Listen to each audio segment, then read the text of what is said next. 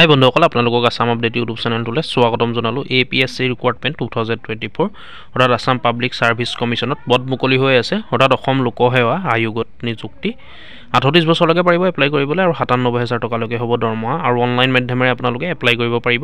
ভিডিঅ'টোত আমি সকলোখিনি কথা আলোচনা কৰিম। ভিডিঅ'টো চাই থাকিব শেষলৈকে। আমি সকলোখিনি কথা অতি কম সময়ৰ ভিতৰতে আলোচনা কৰিম। APSC ভেকেঞ্চি 2024 ইয়াত 12টা টুৰিজিম ডেভেলপমেণ্ট অফিচাৰৰ পোষ্ট খালী হৈ আছে। আসাম পাব্লিক ছাৰ্ভিচ কমিশ্যন অৰ্থাৎ APSC চমুকৈ লাষ্ট ডেট হ'ল 7/4/2024 অৰ্থাৎ 7 এপ্ৰিল 2024 last date. Assam public service commission APSC ইয়াত 12টা tourism development officer grade 2 post খালী হৈ আছে। যিকেইটা পদৰ কাৰণে এপ্লাই অনলাইন কৰিব পাৰিব। APSC vacancy 2024 name of post tourism development officer grade 2 total post ওলাইছে 12টা পোষ্ট।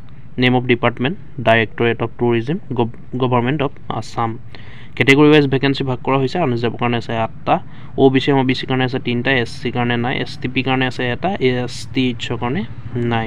ইয়াৰ কাৰণে স্কেল অফ পে অৰ্থাৎ পে কৰা হ'ব। প্ৰতি মাহে দৰমহা দিয়া হ'ব 22,000 টকাৰ পৰা 97,000 টকালৈকে আৰু লগত গ্ৰেড পেও থাকিব 9,400 টকা।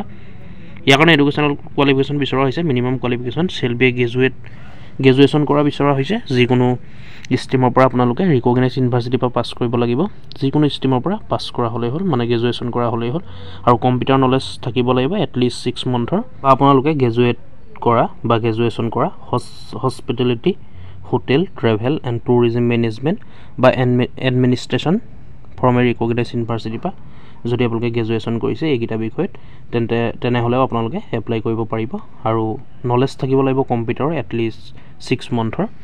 ইয়াৰ কাৰণে প্ৰেফাৰেবল কোৱালিফিকেশ্যন মানে preference qualification knowledge of any foreign language other than English or language spoken in India sub content. যদি আপোনালোকৰ নলেজ আছে ফৰেন লেংগুৱেজৰ, যদি আপোনালোকে পাৰে বা এক্সপিৰিয়েঞ্চ আছে ফৰেন লেংগুৱেজ কোৱা বা অন্য তেনেকুৱা লেংগুৱেজ, আৰু যদি আপোনালোকে ইণ্ডিয়া ছাব কণ্টেণ্টৰো যদি আপোনালোকৰ এক্সপিৰিয়েঞ্চ আছে কোৱা, তেনেহ'লে আপোনালোকক প্ৰেফাৰেঞ্চ দিয়া হ'ব। আৰু ৱৰ্কিং এক্সপিৰিয়েঞ্চ বিচৰা হৈছে। যদি আপোনালোকৰ এক্সপিৰিয়েঞ্চ আছে ট্ৰেভেল বা টুৰিজিম বা হোটেল মেনেজমেণ্টৰ, এডমিনিষ্ট্ৰেশ্যনৰ ছেকশ্যনৰ তেনেকুৱা ধৰণৰ ৱৰ্ক যদি এক্সপিৰিয়েঞ্চ আছে ৱৰ্কিঙৰ, তেতিয়া আপোনালোকক প্ৰেফাৰেঞ্চ দিয়া হ'ব। ৰিলেটেড আৰ্টিকল APSC এনচাৰ কি 2023। আদাৰ ক্ৰাইটেৰিয়া অফ APSC ভেকেঞ্চি অন্যান্য ক্ৰাইটেৰিয়াসমূহ চাই লওক। এজ লিমিট বিচৰা হৈছে 21 বছৰৰ পৰা 38 বছৰলৈকে পাৰিব এপ্লাই কৰিবলৈ। 21 বছৰৰ পৰা 38 বছৰ হ'ব লাগিব 1/1/2024লৈকে। আৰু ইয়াৰ কাৰণে এজ ৰিলেক্সেশ্যনো দিয়া হ'ব। SC কাৰণে 5 বছৰ, ST কাৰণে 5 বছৰ, OBC কাৰণে 3 বছৰ, PWBD কাৰণে 10 বছৰ। For more detail PL read the official notification মানে আৰু বাকীখিনি আপোনালোকে অফিচিয়েল নটিফিকেশ্যনত পাই যাব, যিখনৰ লিংক ডিছক্ৰিপশ্যনত উপলব্ধ থাকিব।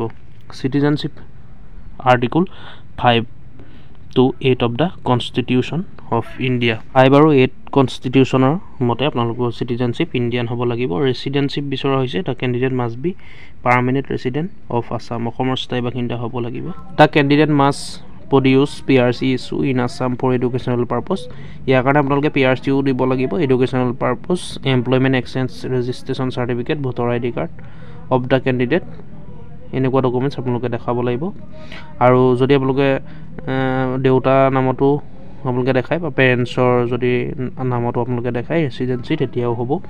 Along with the application form, আপোনালোকে যদি এপ্লিকেশ্যন ফৰ্মত মা দেউতাৰো বা পেৰেণ্টছৰো দেখায় তেতিয়াও হ'ব ভোটাৰ কাৰ্ড।